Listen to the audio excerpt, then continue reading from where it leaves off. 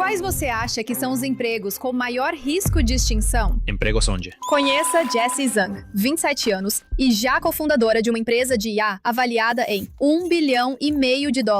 A startup dele, Decagon, gerencia o atendimento de marcas como Hertz, Duolingo e Notion. Em apenas 2 anos, a equipe dele cresceu para quase 200 pessoas. Então, ele está contratando. Mas a questão é, como e quem? Você está vendo algumas dessas empresas realmente demitindo as agências que elas usam, certo? Qual você acha que é a porcentagem dessas empresas? Dentro dessas categorias que eu mencionei, talvez 1/3, 1/3 e 1/3. Então isso está acontecendo e você está vendo. Neste episódio, exploramos o futuro do trabalho a partir dos empregos mais em risco na era da IA. E vamos falar sobre novas trajetórias profissionais que estão surgindo e as habilidades que vão definir a próxima geração de líderes. Para pessoas sem formação técnica que querem entrar nessa área, acho que agora é o momento de ouro. E quando você entrevista pessoas para uma empresa, pode citar algumas habilidades que você procura? Bem-vindos ao Silicon Valley Girl, pessoal! Jessie, você fundou uma empresa que ajuda corporações a construir agentes de IA para automatizar processos dentro dessas corporações. E um dos seus clientes disse que trabalhar com você é como ter 65 pessoas trabalhando em um determinado problema. Você vê isso como criar mais oportunidades ou como tirar empregos das pessoas que faziam essas tarefas? Sim, claro, fico feliz em dar um pouco de contexto. Você mencionou o uso de agentes de IA para automatizar as coisas. Nós focamos especificamente em conversas com usuários finais, certo? Então, por exemplo, digamos que trabalhamos com uma rede de hotéis.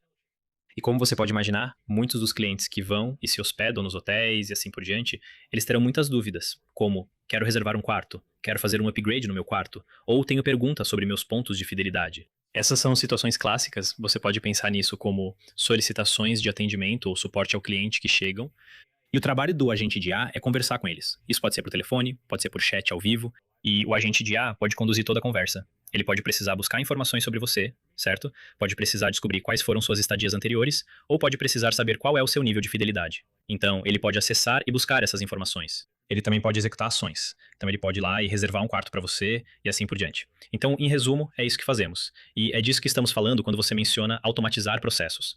É basicamente isso que fazemos. É mais sobre automatizar essas conversas. Então, voltando à sua pergunta sobre como vemos a inovação e o tipo de impacto nessas organizações. Isso realmente depende do que a organização está buscando obter dos agentes de IA. E diferentes organizações estão em estágios diferentes. Algumas organizações estão em fase de crescimento acelerado, certo? Então, o agente de IA é mais uma forma de ampliar o que elas já fazem hoje. Não há ninguém sendo substituído propriamente dito, mas está tornando a operação deles muito mais rápida e fazendo com que seja muito menos exigente do ponto de vista operacional para eles crescerem, certo? Se eles cresceram 5 vezes no último ano, talvez eles não precisem, você sabe, multiplicar por 5 a equipe de suporte deles. Então, isso é uma coisa que a gente percebe. Outras organizações com quem conversamos estão mais focadas na qualidade da experiência. Talvez elas simplesmente não se importem com o custo. Então, o foco nem é substituir ninguém. Eles estão mais naquela de: ok, achamos que ter um agente de IA aqui vai deixar os clientes muito mais satisfeitos com a gente, porque, você sabe, eles podem obter respostas instantaneamente. Eles podem conseguir o que querem, você sabe, em poucos segundos, em vez de ficarem esperando na linha. E é isso que estamos vendo. E esses são perfis um pouco diferentes. E claro, também existe uma terceira categoria de empresa, onde talvez eles estejam apenas focados em reduzir custos. Então, o que eles estão usando a IA para fazer é, de certa forma, tornar suas operações mais eficientes. E ou realocando essas pessoas para outras funções, ou de forma mais realista, às vezes eles usam, tipo, agências terceirizadas e podem reduzir essas, certo? Então essas são as 3 categorias de empresas e estamos vendo uma diversidade bem interessante entre elas. Sim, porque eu sinto que quando falamos sobre empregos que podem ser eliminados pela IA, falamos primeiro sobre esses cargos de atendimento ao cliente. E é interessante ouvir que, tipo, quando falamos sobre saúde mental, como se houvesse uma terapeuta no seu celular, isso não significa que está substituindo as terapeutas. Só está tornando a terapia mais acessível para todos. Mas no seu setor, você disse que está vendo algumas empresas realmente reduzindo as agências que usam, né? Qual você acha que é a porcentagem dessas empresas? Eu acho que sim, quer dizer, dentro dessas categorias que eu mencionei, talvez 1/3, 1/3 e 1/3. Ok, então, está acontecendo e você está vendo isso. Sim, e eu acho que as próprias agências, acho que elas também estão apenas migrando para novas atividades, certo? Então, digamos que você opera um grande call center com muitas pessoas. Eu não acho que seja uma questão de tipo, poxa, não tem mais coisas pra gente fazer. Só existem outras coisas. Então, ao invés de lidar com aqueles tipos de conversas de primeiro nível, tipo, reservar um quarto para mim, você está mais envolvido em construir um relacionamento com o cliente, lidando mais com aquelas interações de segundo e terceiro nível, tipo, interações mais complexas. E aí surgem outras coisas também, certo? Por exemplo, algo muito comum hoje em dia é coletar dados para a IA, ou ter pessoas revisando a IA. Então eu acho que é simplesmente a natureza do trabalho que muda. E isso basicamente acontece toda vez que há uma grande mudança tecnológica. Acho que muitos de vocês estão ouvindo isso e pensando: claramente ele tem formação em ciência da computação. Ele construiu essa empresa e a IA definitivamente está ajudando ele a melhorar a vida dele, porque ele está construindo algo que está mudando o mundo. E o que você acha que vai acontecer com os empregos de nível inicial? Acabei de ver umas estatísticas mostrando que houve 30% mais inscrições para empregos de nível inicial este ano e 15% menos vagas nas empresas. O que você acha que vai acontecer? Sim, eu acho que os tipos de coisas que as pessoas acabam fazendo agora vão ser diferentes, simplesmente possibilitadas pela IA, certo? Então, se você pensar em engenharia de software, é um dos empregos mais populares na última década, ou algo assim. Temos muitos engenheiros de software e não há chance de diminuirmos a contratação de engenheiros de software tão cedo, porque a quantidade de software que precisamos construir é praticamente ilimitada. É mais tipo... Quanto mais pessoas você tem, eu acho. Exatamente, né? Tipo, quanto mais pessoas você tem, mais rápido você consegue chegar lá quase. Então não é necessariamente assim, tipo, tem menos empregos, mas a natureza muda, né? Agora praticamente todos os nossos engenheiros estão usando IA intensamente no trabalho. E é meio que uma daquelas coisas em que é difícil quantificar exatamente qual é o impacto.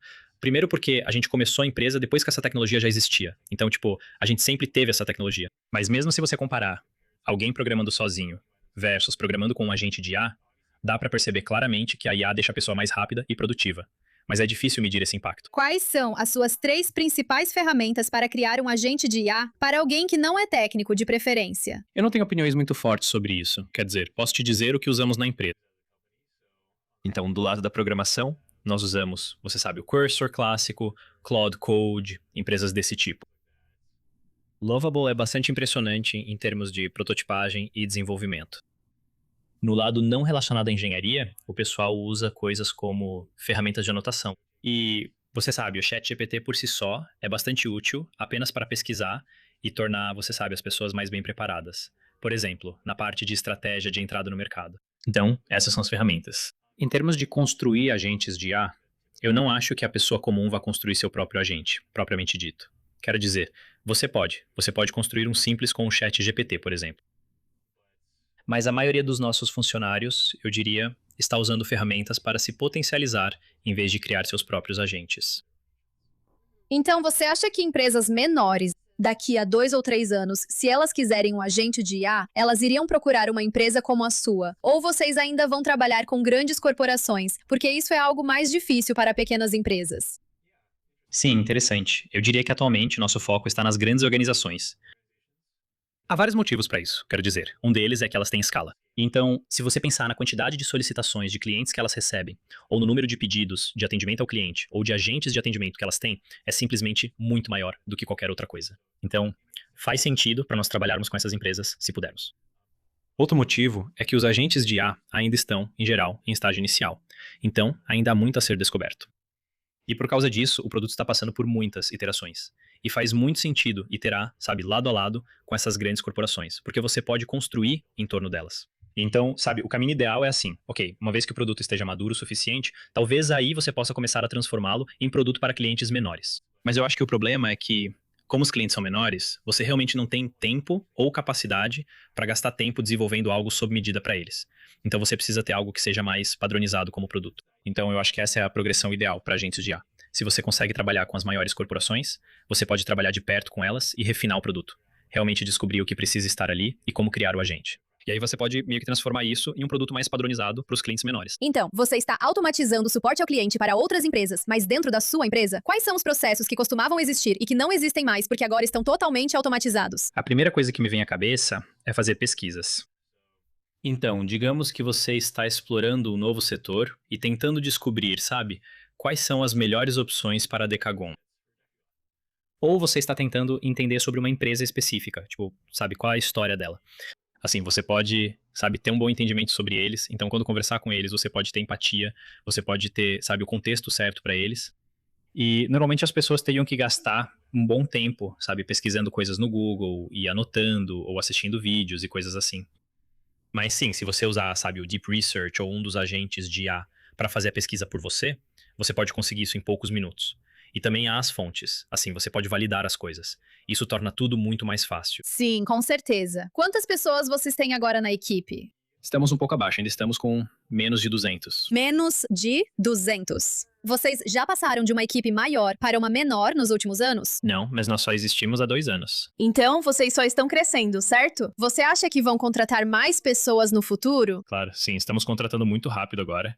E eu diria que esse é um dos gargalos do negócio. Precisamos de mais pessoas. Você acha que é possível construir uma empresa hoje em dia sem ser técnica, se quiser atuar na área de IA? Porque sabe, estamos falando sobre a Lovable, que permite implantar mais rápido e criar MVPs. Estamos falando sobre o Nathan, que permite criar agentes de IA apenas com um esquema em blocos.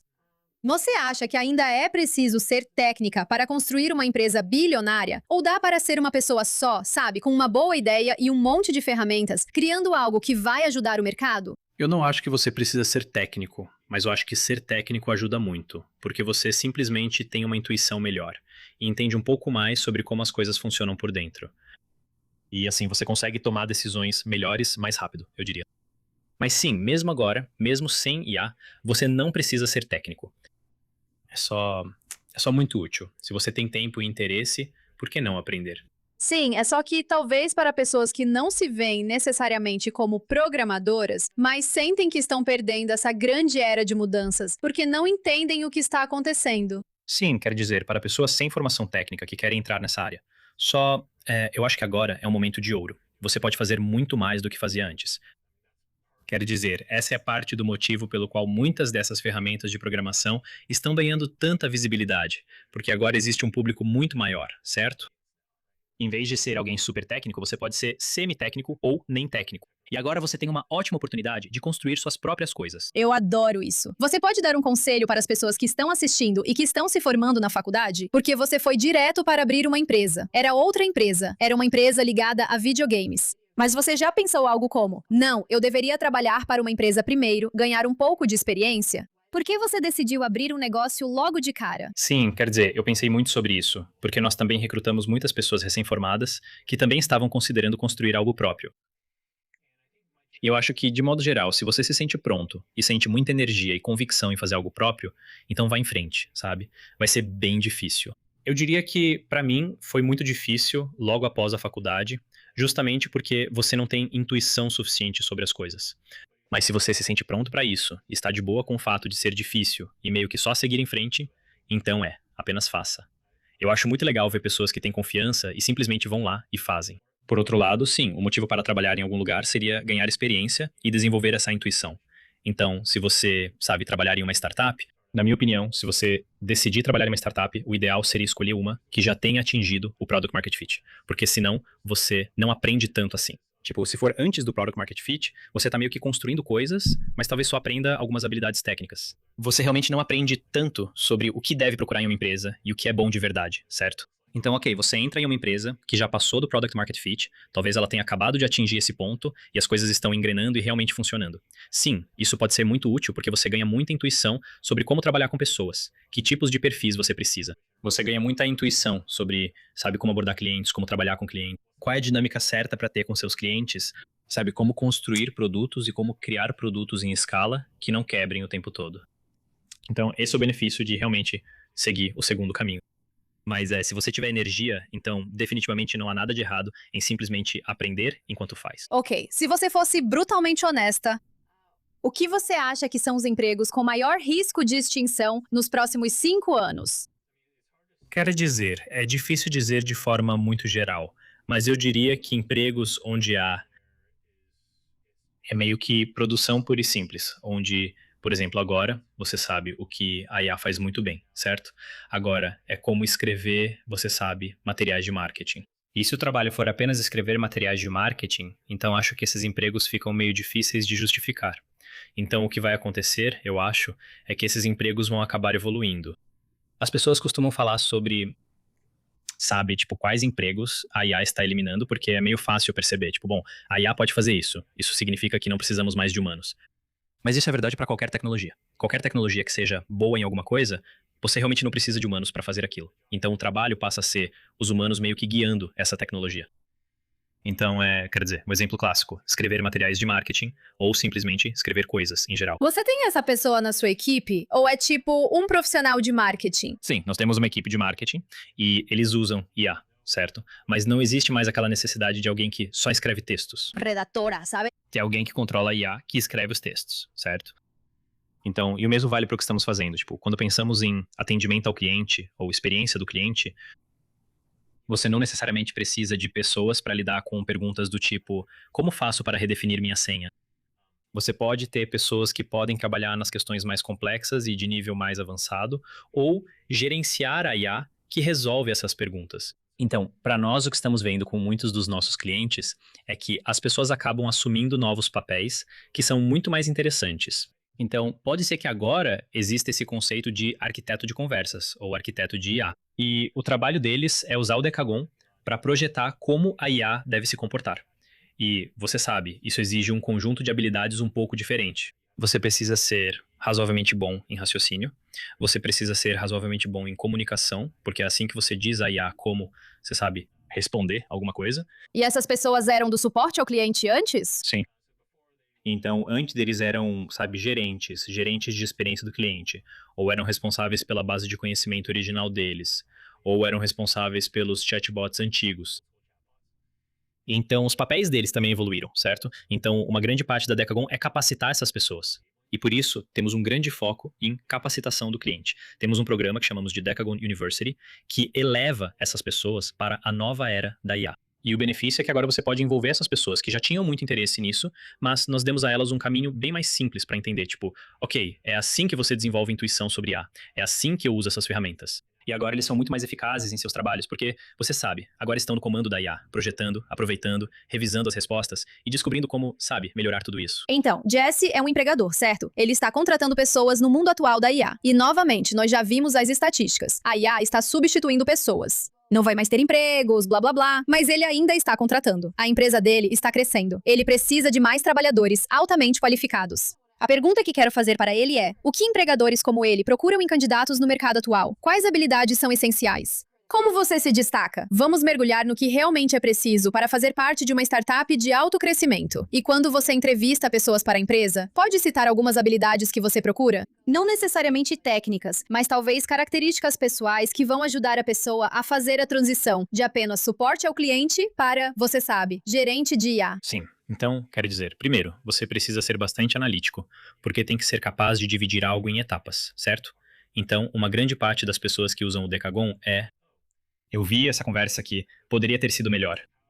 Como eu descubro como atualizar a IA para que ela possa responder melhor essas conversas no futuro? E isso envolve, ok, bem, eu preciso meio que analisar a conversa. E nós temos muitas ferramentas aqui que ajudam eles, tipo, ok, essa mensagem, aqui está como a IA recebeu essa mensagem. Aqui está o raciocínio, aqui está o passo que ela deu, aqui está o conhecimento que ela usou. Então, alguém que realmente consiga pensar claramente sobre isso vai ser muito eficaz nisso. E a outra característica que eu diria é sobre comunicação. Da mesma forma que nos comunicamos com colegas de trabalho agora, no futuro teremos esses agentes de IA. E uma das áreas que nós temos sido pioneiros até agora é como você se comunica com um agente de IA para ensiná-lo coisas novas. E a forma como fazemos isso na Decagon é através da linguagem natural, em inglês, claro. Então, alguém que é muito bom em se comunicar pode basicamente escrever instruções para a IA seguir de uma maneira muito, muito clara. Enquanto alguém que talvez não seja tão bom em se comunicar pode até escrever, mas aí a IA pode ficar confusa, porque 2 dos passos se contradizem, ou algo assim. Então, eu colocaria isso nas habilidades de comunicação. É algo como habilidades analíticas e de comunicação. Sim, adorei. Você tem feito isso há 2 anos. Como você encontrou esse problema inicialmente e o que fez você se dedicar a ele? Porque existem tantos problemas que poderiam ser resolvidos com IA. Nós encontramos o problema principalmente conversando com os clientes.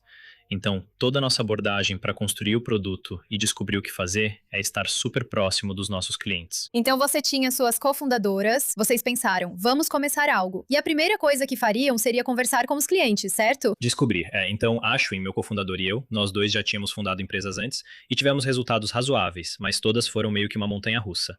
E muitos dos motivos para os momentos difíceis na trajetória de uma startup, especialmente nos primeiros dias, é que você está construindo algo e trabalhando muito, mas aí percebe que não existe um mercado para aquilo, ou que os clientes não se importam tanto, ou que eles não vão pagar por isso. Então, acho que nós simplesmente ficamos muito melhores nesse processo, conversando com os clientes e realmente descobrindo qual é a verdade fundamental por trás do que eles realmente valorizam. E nesse caso, era, você sabe, IA conversacional, atendimento ao cliente. E as pessoas têm muitas pessoas em sua equipe ou algum tipo de agência terceirizada que faz isso, e elas veem muita oportunidade. E a parte boa do que estamos construindo é que é muito quantificável, certo? Você pode medir o seu desempenho. Você pode ver qual foi o impacto no seu negócio. Você mirou especificamente no B2B, certo? Logo de cara. Porque não é como se você estivesse falando com pessoas diferentes, é? Nós estamos falando principalmente com grandes empresas. Porque você queria entrar no B2B, certo? Quer dizer, isso foi uma decisão consciente, eu acho. Minha primeira empresa era uma empresa B2C e eu queria tentar algo diferente. E também, acho que é muito mais fácil raciocinar no B2B. No B2C, tem muito mais coisa baseada em intuição, sabe? Fazer experimentos. E eu sinto que captação de recursos e tudo mais, a previsibilidade de um negócio B2B é muito melhor. Com certeza, muito mais fácil. Sim, obrigada. Você pode dar um conselho para todo mundo que está assistindo e quer começar uma empresa em IA? Bem, uma coisa é que você meio que precisa encontrar o seu próprio caminho. Porque uma das coisas em que eu acredito é que é muito fácil dar importância demais ao que outras pessoas já fizeram. E isso pode não funcionar para você, porque outras pessoas têm pontos fortes e circunstâncias diferentes também. E isso pode não ser óbvio, aliás, quando você ouve falar disso pela primeira vez. Então eu acho que quando você é jovem, você tende a ler esses artigos, ou ouvir podcasts, ou qualquer coisa sobre outros fundadores, você pensa, ok, eu só vou fazer isso porque foi o que funcionou. Mas pessoas diferentes têm pontos fortes diferentes, certo? Por exemplo, a Xuin e eu temos forças diferentes, sabe, comparado a outros fundadores. Mas também entre nós mesmos. Então você tem que descobrir o que funciona para você. Provavelmente o mais importante é não dar muita importância ao que você ouve e tentar fazer uma autoanálise para descobrir no que você é bom. E claro, você também pode aprender com as histórias de outras pessoas. Quero dizer, na nossa história, acho que a principal lição é que você precisa passar a primeira fase da sua jornada de construção da empresa, reunindo o máximo de informações possível. E tudo se resume a realmente captar sinais sobre o que construir e o que é útil. Em negócios B2B, o sinal mais puro é: você está gerando receita? As pessoas estão te pagando? Porque se não estão, então o que você está fazendo é realmente útil? Ou, quero dizer, isso não é necessariamente uma regra, mas você só quer captar o máximo de sinais possível.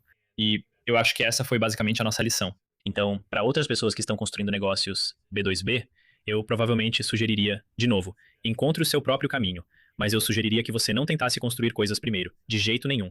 Você deveria gastar tempo conversando com os clientes, e não apenas conversando com eles. Você deveria realmente elaborar um plano de ação para como conduzir uma conversa com o cliente, e ir a fundo e entender pelo que eles estão dispostos a pagar, como eles pensam sobre retorno sobre investimento, como eles tomam decisões. E quando você tiver dados suficientes, aí sim você pode realmente descobrir o que construir. Você realmente pediu para eles pagarem quando estava tendo essas conversas? Sim, claro. Então você disse algo como, se formos construir isso, ou você pediu para eles cadastrarem o cartão sem ter um produto? Não, eu não acho que as pessoas pagariam. Bem, às vezes elas pagariam. Tipo, você coloca elas na lista de espera. Sim. Talvez, isso é um tipo de sinal, mas você quer, talvez você só tenha uma conversa com alguém. Eles ficam tipo, caramba, eu preciso tanto disso, vou te pagar agora mesmo. Isso seria bom. Acho que não tem como isso acontecer em um acordo grande. Não é assim que as empresas tomam decisões. Mas se você pelo menos conseguir que eles se comprometam, tipo, olha, se você entregar isso, isso vai valer o tanto pra gente. E realmente atribuir um valor a isso, esse é meio que o primeiro passo, né? E o segundo passo, você meio que entra em, beleza, como que você tá justificando isso? Tipo, quem precisa tomar a decisão? De qual orçamento isso vai sair? É aquele discovery clássico. Por isso eu acho que fundar uma empresa no início é muito parecido com vendas. Existem muitos paralelos. Vendas é basicamente sobre isso. Você consegue se relacionar com o cliente. Você consegue realmente se colocar no lugar dele e entender como ele toma decisões. O que é importante? Quais são os prós e contras? Como eu estou enxergando esses fornecedores com quem estou conversando? E se você consegue fazer isso bem, então, na minha opinião, é isso que geralmente faz um bom vendedor. E isso também é o que faz um bom fundador. Adorei. Então, meus principais aprendizados. Aprenda a vender, aprenda a programar, aprenda a se comunicar com pessoas e com IA. Adorei isso. Muito obrigada, Jessie. Sim, obrigada por me receber. Foi muito informativo para todos que estão começando um negócio.